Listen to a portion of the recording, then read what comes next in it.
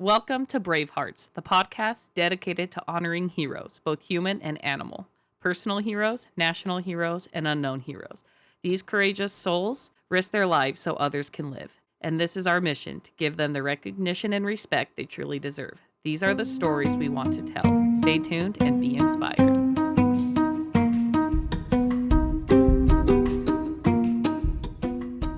Okay, before we get into this week's episode, which we're so excited to hear from Michelle, we also wanted to just share our condolences for everyone who is struggling with the floods currently in Texas.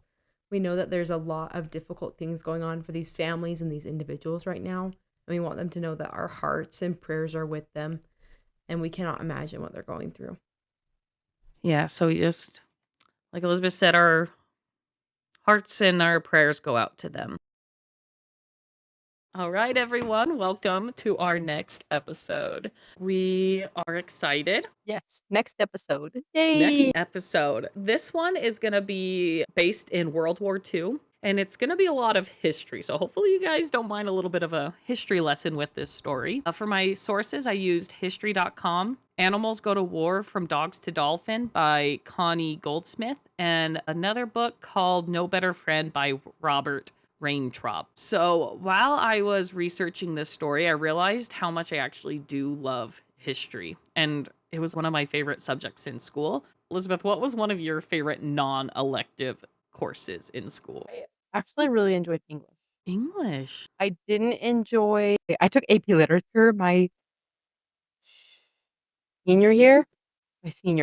Yeah, and I enjoyed that class for, like, the interactions and the things that I was learning, but I didn't enjoy it for the grade. Right. I didn't fail the class, but actually this is kind of a funny story. I was in color guard rehearsal for the morning because we had a color guard class and we did early morning practices as well. So I was in color guard class practicing, rehearsing for our competition that week. Or maybe competitions were over and we were just in class. I think competitions were over. But anyway, my AP literature teacher found my schedule and came to my class and pulled me aside, and she was like, "Elizabeth, why aren't you registered to take the AP test?" I looked her dead in the eye and I said, "Lisa." Called her by her first name. I said, "Lisa, you and I both know I will not pass that AP test. So I'd rather not pay to fail." And she was You're like, "Are you sure?" And I was like, "I'm sure." Look at So you, Lisa. I really loved this class. I loved, like, reading the literature and writing the papers and doing the analysis or the analysi. I don't know how you say that. Analysi? Yeah. Analysis? The I don't know. analysis of the different books. Yeah, exactly. I'm stuck trying to say it plural. It was a But great class. it was a great class. I just do not want to take that test. And I actually really enjoy writing. Very nice. Awesome. All right. Well, we're going to start our story in 1936 in Shanghai. Now, Shanghai at this time was controlled by China, and it had a large population of Americans, Britons, and other foreigners who would trade with the Chinese. So all these foreigners would trade with the Chinese. But only 5 years prior, Shanghai was actually tormented by war and greed. In 1931, Japan had taken over Manchuria, a city northeast of Shanghai. And in 1932, Japan wanted more and more territory and attempted to take over Shanghai with force. Weeks went by of constant raids and bombings. This is when the League of Nations, a peacekeeping organization before the United Nations, forced a treaty. The agreement would allow for a few Japanese troops to remain in Shanghai, along with some international citizens and some military representatives. The British kept part of their Royal Navy in China to help protect against any further Japanese aggression. They also kept a small fleet of small gunboats on the Yangtze River that flows into the East China Sea. So now in 1936, in Shanghai, there was a kennel that bred English pointers. Many of the rich folk would pay top dollar for these dogs. One puppy had other plans, though, and kept escaping. A girl by the name of Li Ming happened to work at the kennel and saw this puppy running through the streets. Li would name the puppy Shudi, which means peaceful one in Wu, the Chinese dialect of the area, but the owner would later call her Judy. A couple months went by, and so Ming brought the puppy back. A couple months went by, and all of Judy's litter mates had been adopted, and Judy was left alone. 2 soldiers from the British gunboat Nat were feeling run down from being on the boat and were looking for a boat mascot to help boost morale. One of these soldiers was the Nats Busan, who was the person who's in charge of like the ship's maintenance, and his name was Charles Jeffrey. Now, Jeffrey let out a little whistle, and Judy came running and jumped right into his arms. This was exactly what Jeffrey needed, and he immediately took Judy back to the ship. Jeffrey wrote in his journal, "She is the most lovable creature, and the ship's company love and treat Judy as a pet. And I am delighted that the men share her." And one of her favorite humans was George. So, Charles Jeffrey got her, but on the ship, she kind of followed this guy, and his name was George. So by the following year, China and Japan would be again at war. Japan was in need of supplies, so they made friends with the warlords in northern China. This was again not enough for them, and so then they tried to go into central China. So while Japan was more advanced in like technology, China kind of had the home turf advantage. And so they fought harder than expected. And so this was a brutal war, and many civilians were killed. And this was known as the Second Sino-Japanese War. When it became clear that it was kind of a stalemate and both sides weren't gaining or losing any, they decided it was a stalemate and both sides stopped fighting. Although fighting would soon start up again with the start of World War II. At the time, Britain was remaining neutral, but Japanese planes were constantly harassing and even attacking the British gunboats on the Yangtze River, including the Nat.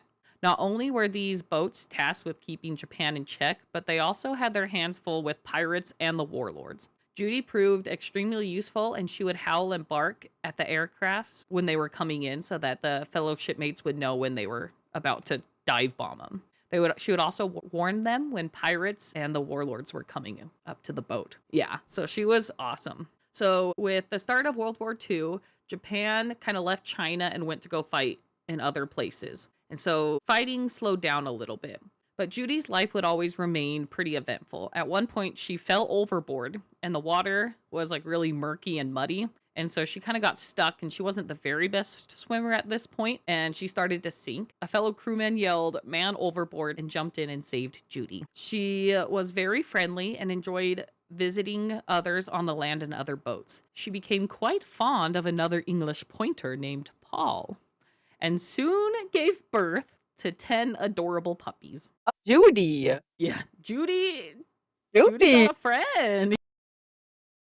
And soon these puppies were running amok on the deck. They were chewing on everything not made of metal. The men were like, their shoes were being torn up. They were just chewing everything, running around, peeing and pooping everywhere. So when they were old enough, they were like, all right, they were cute, but they gotta go. So the puppies were given away to the lucky locals. And many of these locals knew Judy and were very familiar with her. They would always give her love and attention and treats like ice cream. She also enjoyed exercising with the crewmen and would play soccer and field hockey with them. She would never pick a team, and she'd just grab the ball and run into one of the goals. And she would just choose whatever one. That's so funny.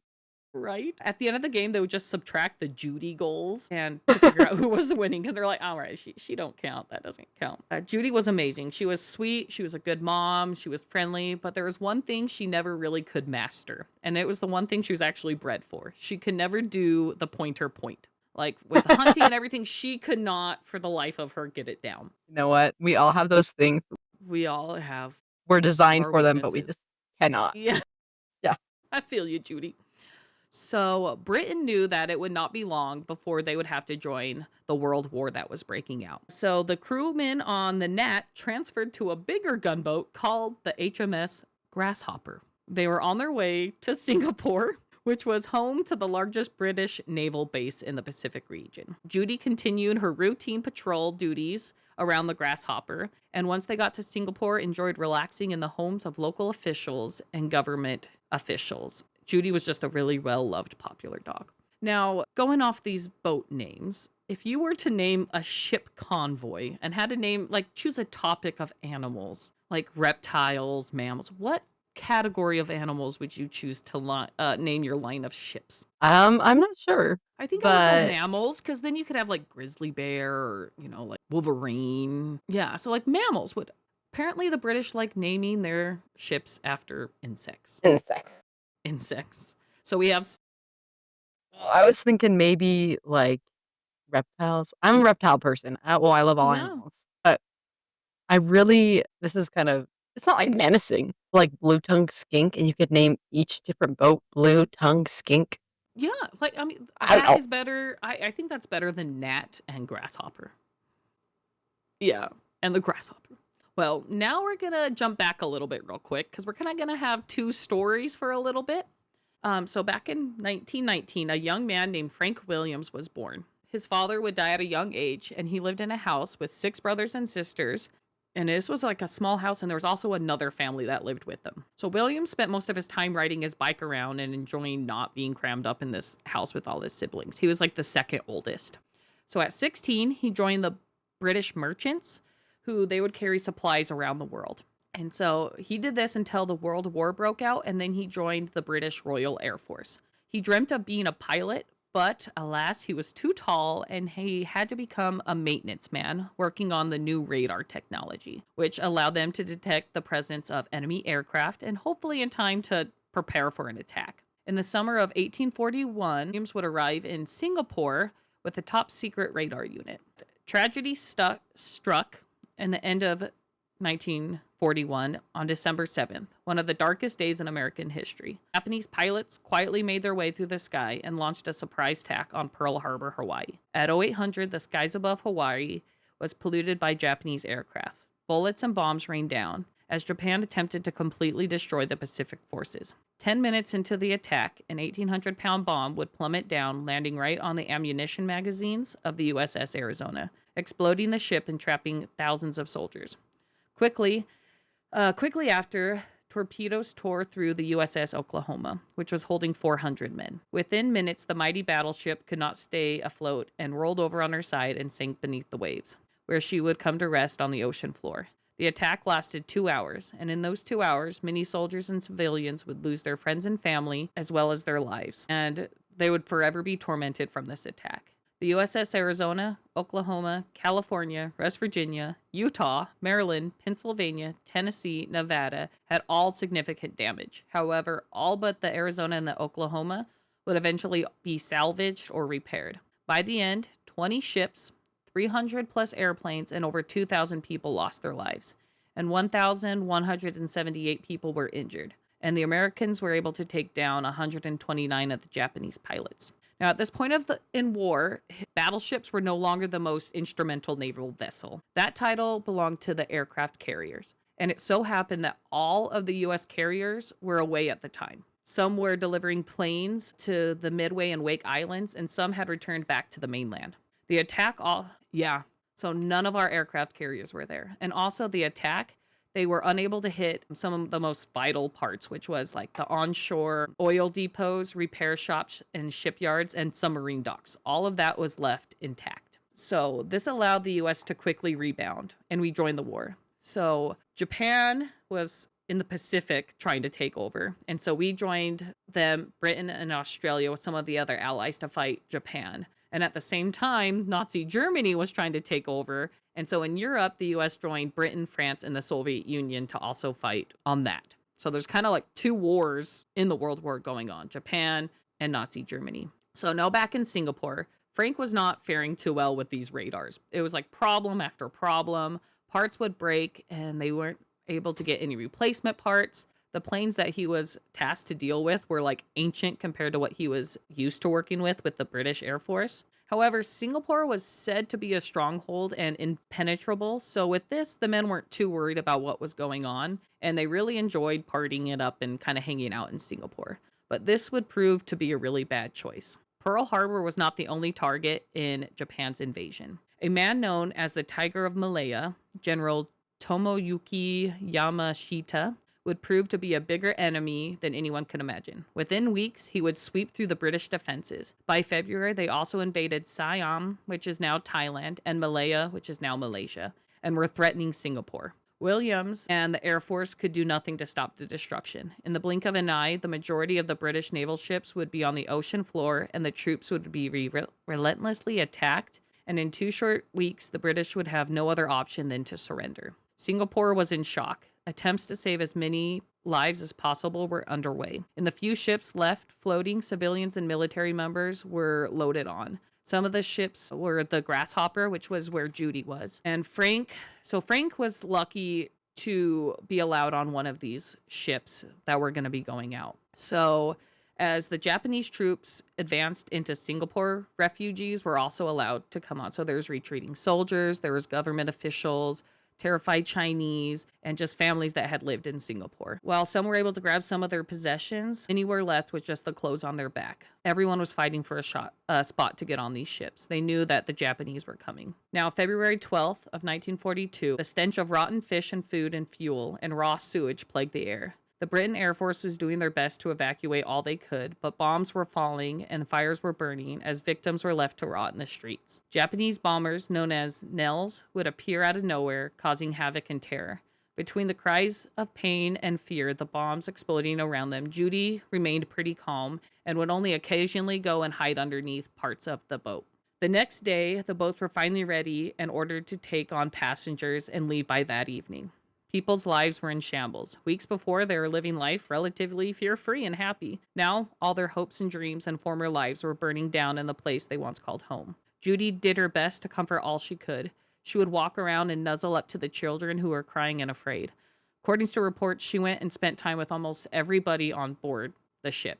So the Dragonfly, along with some other smaller boats, were setting out to go. The gunboat Dragonfly, along with numerous smaller ships, two were named the HMS Koala and the SS Ting Quang, were now part of this British fleet that were trying to help everyone escape. Frank was able to get on the Ting Quang along with 265 other radar men. So the Grasshopper, with Judy on it, had left with the boat called the Dragonfly, and they were leaving. While going to the same destination was the Ting Quang and the Koala, but they were going to take different directions, but they all planned to meet in Batavia, which at the time was called the Dutch East Indies. Now that area is also part of like Jakarta and Indonesia. So with a large Western presence there, they hope to find more safety and refuge over there. One problem is between them and Hope was long stretches of ocean where the Japanese lay in wait. So under the cloak of darkness, the ships were ready to leave, but as they were relatively safe during the night. But as the day broke on February 14th, Japanese spy planes were in the air ready to report to the bombers any targets they could find. The morning seemed to be going good and much progress was made. This was the calm before the storm. A few minutes after 0900, when the desperate barks of Judy would put fear in everyone's hearts, she was again warning them of incoming enemies. Planes immediately started attacking, and while missing the Grasshopper, dropped bombs close enough to the Dragonfly to inflict damage. One gunman reported seeing 123 planes in the sky. Only 2 miles off the island of Posick, the ships desperately tried to reach some sort of safety. Attacks came between 2,000 to 4,000 feet every 5 minutes. The ships tried to dodge the incoming bombs. The Grasshopper was having some success, but the Dragonfly was not so lucky. Soon the Dragonfly was nearly in half, and all who survived were desperately trying to get into rescue rafts and flotation devices that were thrown out by the crew members. The Japanese now used the survivors as human floating targets. One man recounted, "As God is my witness, I could hear the bullets hitting the water with a zip, zip, zip, and I could see the bubbles rising as they penetrated beneath. If I ever prayed, I prayed then." Now, Commander Hoffman, who was the commander of the Grasshopper, had really bad eyesight. And so he couldn't see like the bombs coming down. He didn't know what to do. And so there was a man named Ian Forbes, and he had already survived being sunk twice. And he helped the commander know what to do. So he would wait until the bombers dropped the bombs, and as they would falling down, he would tell them where to go to direct the ship to hopefully dodge the incoming bombs. The ships were separated during this attack, and so the Grasshopper was able to get a few hundred yards off the shore of this island, and then she got stuck on a sandbar, and everyone was forced to abandon the ship.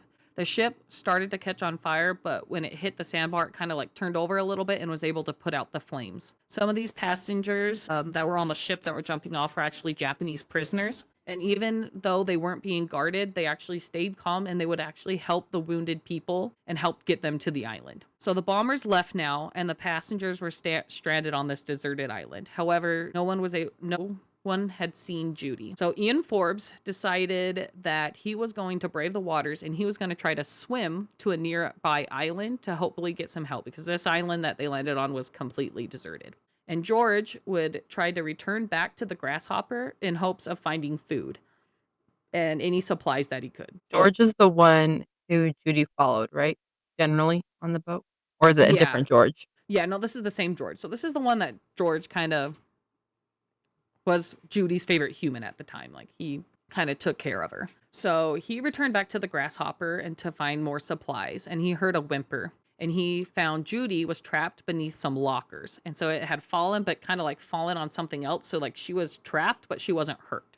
She was just kind of stuck. So with all of his strength, he was able to lift the lockers up and free the canine. George made a makeshift raft to help bring back all the supplies that he was able to salvage. And on his way back, Judy started barking and she jumped into the water and started swimming in circles around the boat. And as he looked down to see what was going on, he saw the dark shadow of a large tiger shark that was swimming through. And Judy just kept swimming in circles and barking. So George is like freaking out thinking that Judy's going to be shark bait. Ooh-ha-ha. Shark bait. Hoo-ha. Well, that's terrifying. Like, Yeah. I remember just from listening to Tooth and Claw, like some of the things that I mean, I guess it's not mistaken identity, but tiger sharks, if I remember correctly, they're opportunistic feeders and they eat a lot of Mhm. things. Oh, no, maybe it's Right. not tiger sharks. I don't remember. But Yeah, no. Yeah, it's there's like one a of the shark. sharks would eat like anything, like garbage, whatever. Maybe it was a hammerhead. I don't remember. Or I think there's the bull shark. Bull shark. I don't know. Anyway, Yeah. still, that's terrifying. Whatever Yeah, shark it is. Yeah, and he said like it was huge. Like he was like, this is like a huge shark. But Judy just kept barking and swimming and just swam on. And he's like, maybe the shark was full. Maybe he knew that the shark knew that this meat wouldn't be worth the effort to get it. Or maybe Judy's bark scared it off. But either way, they were able to float on. So now on the beach with the survivors, Judy's heroism would only continue. She would walk around visiting everyone, and then at one point just started barking and running down the beach and then just started digging like crazy. So George followed her and he went to investigate, and he saw bubbling water. Judy had found fresh water underneath the sand. Yeah, this story What? is incredible. This is just the beginning. Just wait. For those of you who can't see my face, I'm just Pure shock. like purely shocked. I don't know. Like, she's not trained to do any of this. Nope.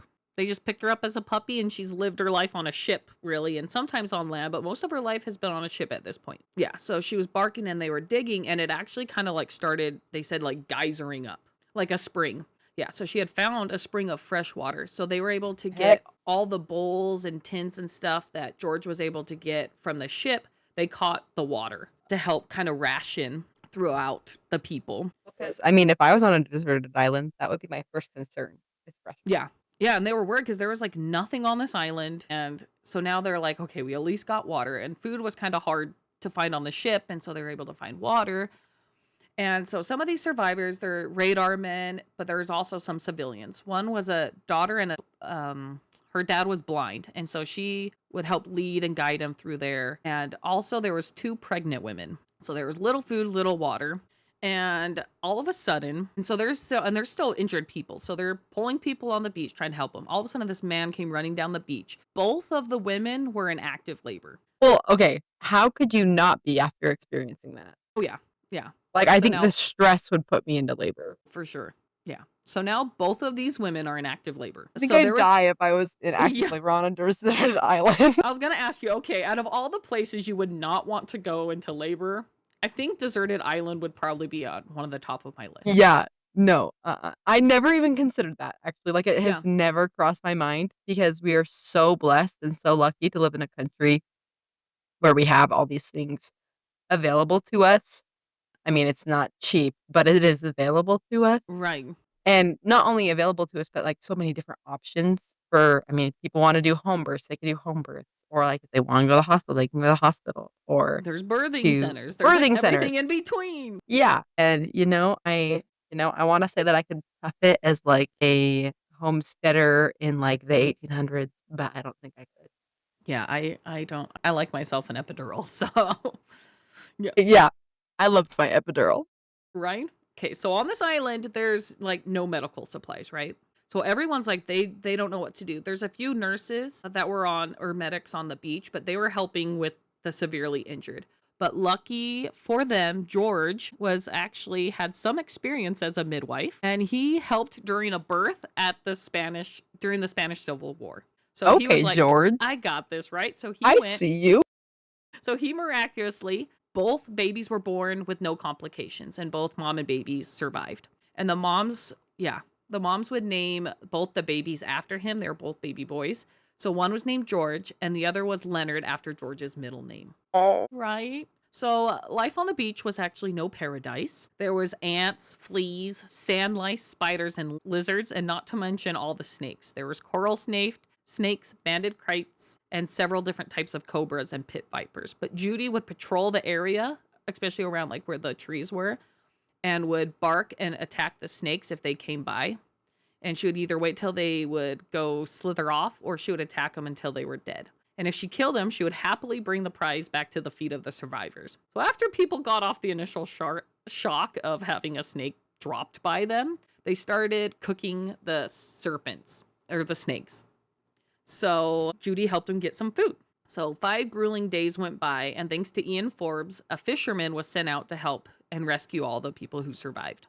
So that was the dragonfly and the grasshopper. So now with the other 2 boats that were attacked. So Ian Williams and his crew had better luck in the beginning, and they made it peacefully through the night until they came to an island of Pompong, and they knew that they saw some Japanese airplanes above them, so they were trying to find a hiding spot.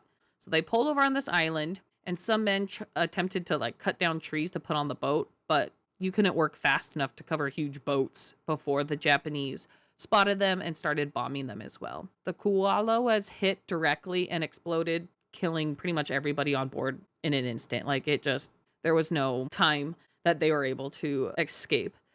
And the Japanese, anyone who was able to get off the boat, the Japanese purposely target them. And like people from the book were commenting like how cowardly thing this was to do, was to purposely drop bombs and shoot. And they would shoot at the people that were in the water. All who was able to get to the island, which now consisted of more wounded civilians. There's nearly 600 people that made it to this island. Little food was salvaged, and only a small spring was found to supply everyone with fresh water.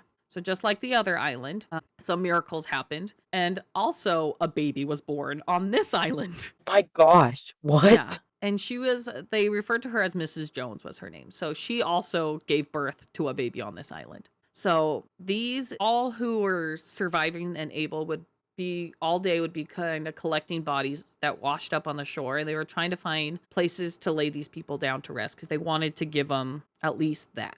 So all the remaining people, the rations that they were able to have was 2 cups of water a day, and bully beef, which they said was like canned beef. So 1 tin was split between 12 people twice a day. And sometimes they were lucky to get, so not a lot. And sometimes they're able to get a little bit of condensed milk and 2 biscuits. But they didn't have to wait too long. And on the morning of February 15th, the first rescue would arrive. A British sailor. And did they crash again?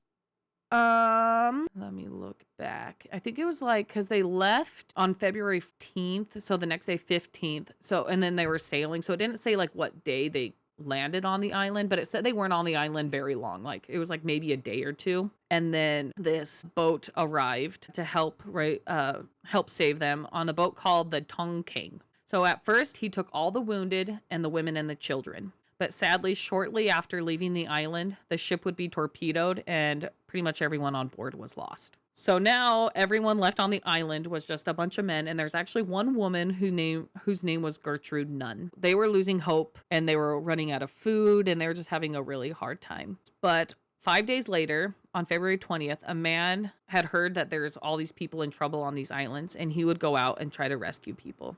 The survivors from both of these islands would end up on the port of Dabo on the main ports of Singkep.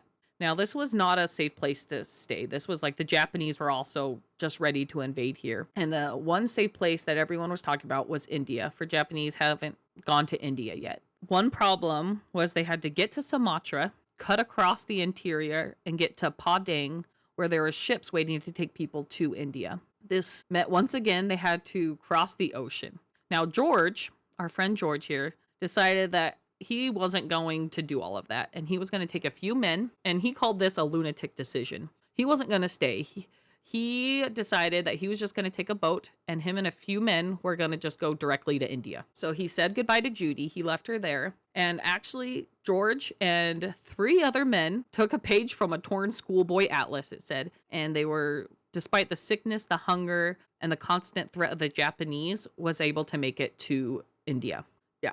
So the remaining group trying to get to Padang, which included Judy and her best human friend at this point, was named Les Surly. So George had left, so she kind of went to this guy named Les. And they found their way to Sumatra, and they continued up the river to a town of Ringat. Once they arrived, they were horrified to find out that the organization that was helping them get to Padang was shutting down. They were like slowly not able to help as many people. And so they would have to, there was no more trucks, no cars, nothing going to Padang. So they had to, by feet, travel. Some locals gave them some food and some directions on where to go. But this would entail traveling 170 miles through the thickest, creepiest, dangerous jungles on the planet. So they had to go across the Sumatran jungle. And so I always in my mind get jungle and rainforest kind of like what is the difference, right?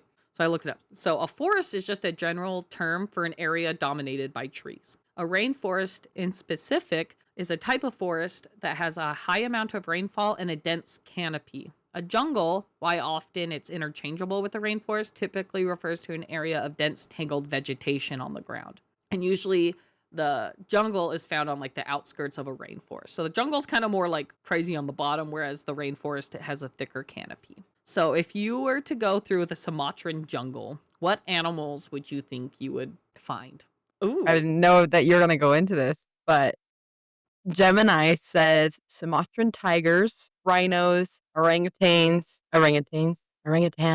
and elephants, as well as clouded leopards, sun bears, proboscis monkeys, and a bunch of different types of bats, monkeys, and birds. I think I would die. Yeah, right?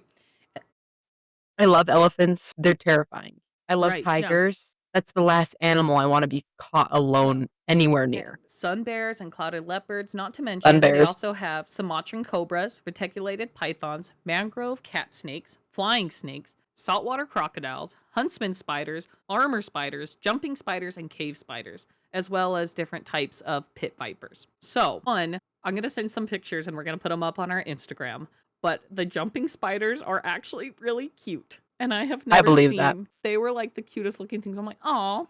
And also I learned about a new animal that I've never heard of really before. And get this, did you know there's a venomous primate? I remember hearing this somewhere, but Yeah. please indulge me. So I was like, venomous primate. So they're called the slow lorises, and they produce a toxic secretion on a gland kind of by their upper arm or their armpit, and they'll lick it. And when it mixes with their saliva, their bite becomes venomous, right? And the venom can cause a range of effects in humans, from painful swelling, allergic reactions, to anaphylactic shock, and even death. Right. So like, No fun way. times. Yeah. No, thank you. And I just looked up to the flying snakes that you mentioned. It's called the paradise tree snake, but I mean, they don't actually fly, but they like flatten their body to glide across the air. Yeah. I love reptiles, but if that happened, you can count me out. Like if a snake glided through the air and like Yeah. landed on me, I think I'm I'd done. I'd just have a stroke right there. Yeah. And I don't do spiders, and how big these spiders are. And there would be spiders everywhere. It would not be a fun time. Not to mention the pit vipers, Yeah. like the most dangerous species of snake. At least from what I remember. I'm not a Yeah. biologist in any Yeah. way, shape, or form. Either way, very venomous, dangerous things out there. And crocodiles. Meow. Yeah. I'll run to the Les- Japanese. Yeah. Just kidding. I wouldn't. I would Really. still go through Sumatra, but But yeah, it wasn't going to be a fun journey. So Les and a few others with Judy decided they did not want to wait any longer, and they set out before the Japanese can come find them. So they put a little navy cap on Judy, and she went out leading the way through this perilous jungle. The men commented not only on the wildlife and how beautiful and scary it was, but also the plants and how scary and big and beautiful the plants were as well. The men fought through the jungle, and Judy was always on high alert. They had to deal with leeches as well that would attach to them. And the only way to get these leeches off was to do it by flame. Because if you tried to pull them off, they would just bite down and it would just rip out the flesh. And it was really painful. And then that was just an open sore ready for infection. infection, yeah, that's an infection risk. Especially with how humid it is. So they would have to burn these leeches off. They also felt the humidity.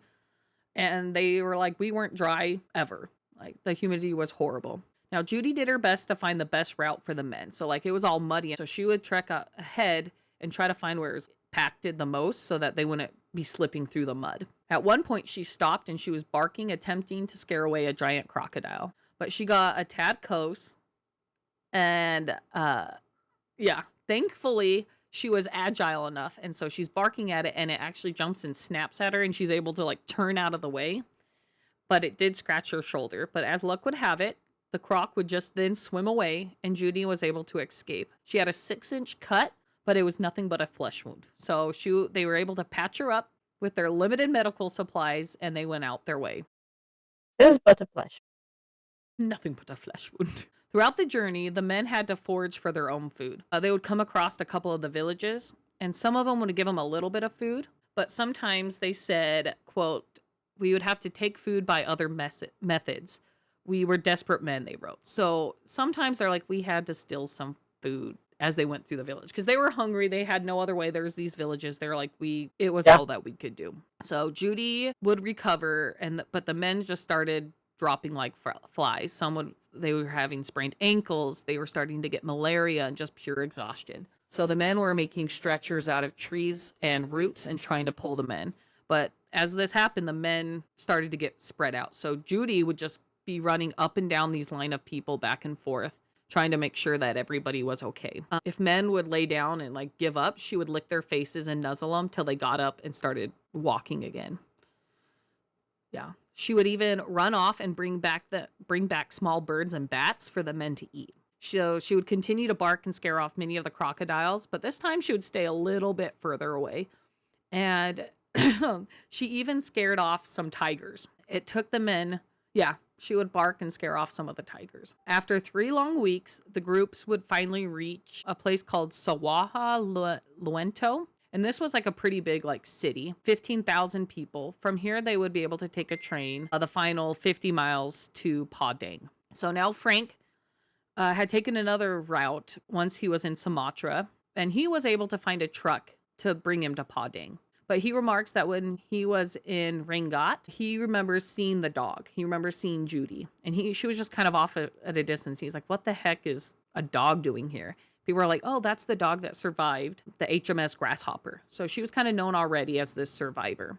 And he was just like, wow, that's a pretty cool thing. And so he set off. And even though like he was able to take a truck, it was people packed in there and they were just bouncing around. So he was able to meet Padang around March 7th or 8th. And this was about like a week before Judy and her group would be able to leave. However, once they arrived here, they were told that there was no other ships leaving and they were out of luck. They were too late. So this is where we're actually going to stop for our first part of the story. Oh, yeah. That's a good cliffhanger for our I think this will be a listeners. good thing. There's just like a lot, but I think this will be a Surprise, this is a 2-parter, and now you have to wait till next week to listen to them. I forgot to mention that in the beginning. Surprise! You won't be able to figure out what happens with Judy and her amazing journey and all the other heroes until next time. So, all right. So we're going to stop here. Yep. But we're going to have a couple questions. So, Elizabeth, what jungle would you most like to visit? And what is a jungle that you would not want to visit? I can't think of one that I would not like to visit, but I would love to go to Madagascar. We chose the same one. No way. Yeah. Yes.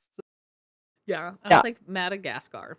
I would love to. Not only because of the movie that I watched through most of my childhood, but also because I just think it's a really beautiful place and has a lot of diversity.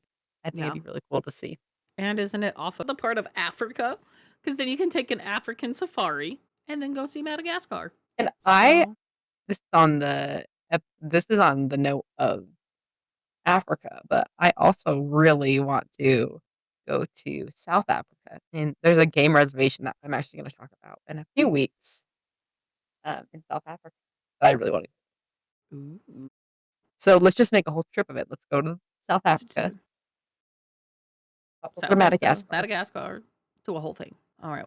For the least likely or jungle I want to, I kind of looked up different jungles, and there's called the Darien Gap, and it's between Panama and Colombia. And there is like no law enforcement, and it's just full of human traffickers, drug traffickers, dangerous animals, and like even the police and military are too afraid to go there. So that's a place that I would not want to go. I guess I forgot about the dairy. Yeah. I So think I concur. I don't want to. yeah. Also, I don't know how many of Pablo Escobar's hippos are around, but I know Colombia has a big hippo issue, and I don't want to Yeah. be caught anywhere near a hippo. No. Yeah. I would love to see one in the wild from a distance in my vehicle or in a Yeah. boat. From a safe place. All right. Okay. Another question. If you were stuck in the jungle and you knew you were going to be dropped out of the jungle, but you could take two tools with you, which two tools would you take? Mm-hmm.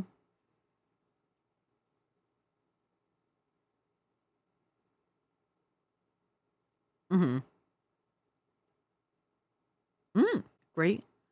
Yeah. Great minds think a lot alike. Because I said I would take a machete because I was like, okay, I can cut twigs or, like vines and stuff for ropes. And then I just said water purifier. Yeah. So I think those I would think be. the straw, because that's smaller. I mean, they're not the best, Yeah. but I carry it in my pocket. Right. And especially if you're like caught rainwater on a leaf or something, then just use the straw. You'd probably do I guess pretty I good. wouldn't want to, now that I'm thinking about it, maybe I wouldn't want a straw. If I'm drinking from a stream, I don't want to bend over. And if there's crocodiles in there, You're going to get 8. I'm going to get 8. You're going to get 8. Ooh. Maybe, yeah, just some sort of water purifier. Okay. So now I'm going to list 5 animals that you would least like to come across in the jungle, but you don't know which one's going to come next. So I'm just going to list 5 animals. You have to rate them 1 through 5, and then I'll give you the next one. So 1 being like the last thing you want to come across, and 5 being, yeah. Okay, so a pit viper. I think I'm going to have to say number 1. Ooh. Actually, maybe not, because I mean, they're not gonna predate me. I mean, if I did something to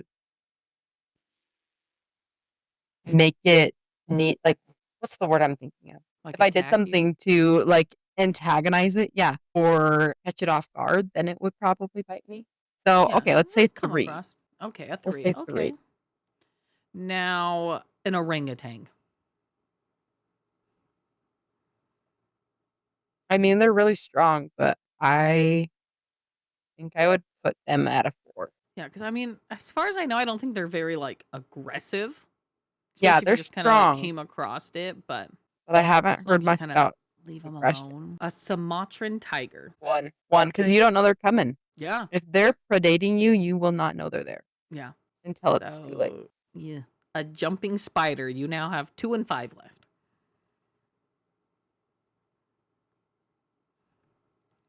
All right. And a slow loris would be your number 2. Probably, yeah, number 2. Yeah. Wait, I mean, especially those monkeys. Like, monkeys can be violent. So. Oh, yeah. Especially if they're venomous now. That's crazy. Yeah, like the chimp that attacked the owners of Mo the chimp. Yeah. Yeah. I mean, there's- they're not monkeys. Right. Are they monkeys or are they an ape? I thought they were They're an an ape. You're right. They're not. Yeah, great apes.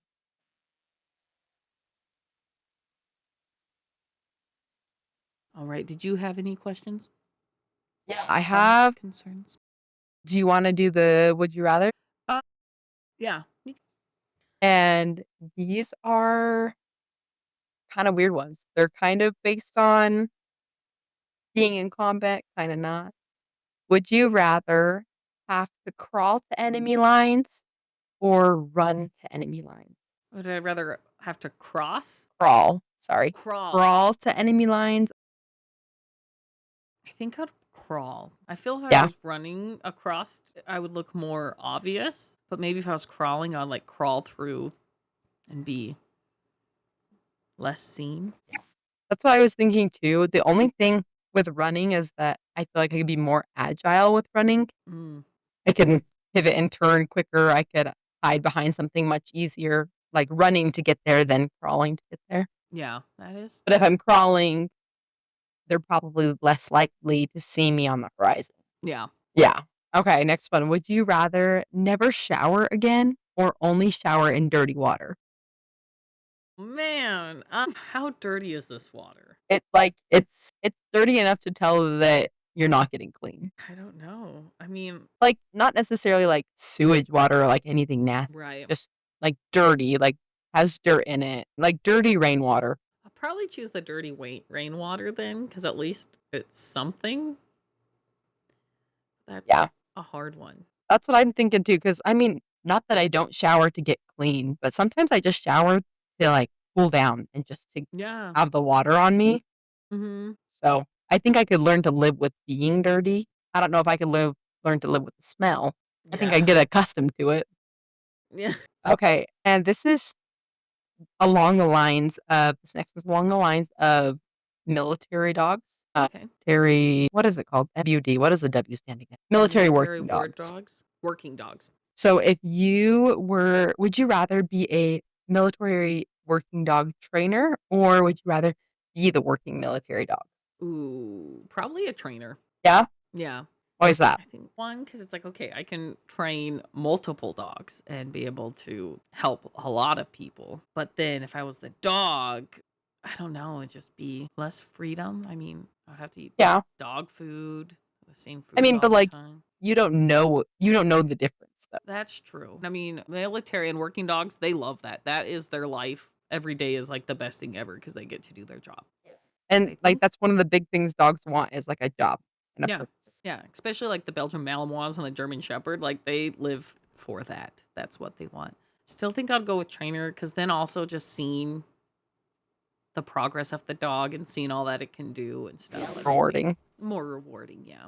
You. Well, I will be the dog. You can train Aw. me and Aw. I can be your reward. I think it'd be so Yeah. fun. I think it would just be so fun to like not have a care in the world and have a trainer that loves me. Yeah, I just think it'd be awesome. You can be like Judy. Yeah, I can be like Judy. Just you wait to see her amazingness. I'm so excited. Okay, I have one more section. Two All truths right. and a lie. Ooh, okay. My turn. Your turn. So, number one, it's estimated that a military working dog saves between 150 and 200 lives during their service. Number two, the DoD currently reports that there are over 3,000 military working dogs. And number three, there was a law passed in 2000 that made all military working dogs available for adoption. I don't know. I kind of want to say it's the last one, the adoption one, because it's like I hear those stories that like they have to like fight to be able to get their military dogs back. But if they're all open for adoption, then that wouldn't have been such a problem, unless if that is the reason. Because I'm gonna go with the third one. Okay, well, good try. That is actually true. All military working dogs are available for adoption after they're retired. Good. Usually they're adopted by either a former trainer or their current trainer. Mm-hmm. So that's so cute. Then you could adopt me. Aw, I'll take good care of you.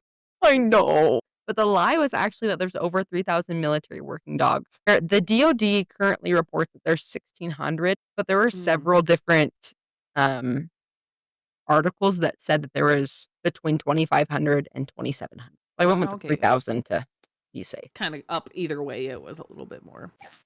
I was thinking that is kind of a high number, but I wouldn't be surprised. Like, It's really cool how much the military actually uses military working dogs. I didn't realize that they were used so much. yeah, a lot of the stories I was coming across were like all these military dogs, which is awesome. Yeah. There's actually, I want to let our listeners know, we're probably going to try to space it out, but there's a lot of animals used in war. So a lot of our stories about animal rescuers, or not rescuers, but animals who are heroes, are going to be animals who have participated in war in some way. Mm-hmm. Just so you know. Yeah, we're gonna try to like spread it out, do some of that, do some other stories that are like human heroes that have rescued, but also like animal conservationists who have done a lot of work to help protect the animals as well. Yeah. My next single episode will be, not single episode, but like my next entire episode will be an animal conservationist. So It'll be great. yeah. All right. Well, thanks for listening to the surprise part 1. Get ready for part 2 where you find out more about Judy and her adventures and all the other crazy things that have happened in her life and in the lives of those around her. So I'm excited. that's good. I'm so I'm sure it's wonderful. This was fabulous. I'm so excited we learned all this about Judy this week. Just don't forget, our listeners, please don't forget that we actually have an Instagram. So for those of you who didn't read the show notes or don't follow us on Instagram, we have an Instagram. It's at Bravehearts Podcast. Go ahead and check us out there. We post a little recap of the show, some images that Michelle or I mention, and we also have an email. So if you have any story suggestions or if you have anything you would like to share with us, you can email us at braveheartspod. That's braveheartspod@gmail.com. And And I was going to say, we just love to hear from you. Yeah. yeah. And don't forget to rate and follow us on wherever you listen to your podcasts. It really helps us out by helping other people realize that you guys love the show. So go ahead and do that, and we'll see you next week.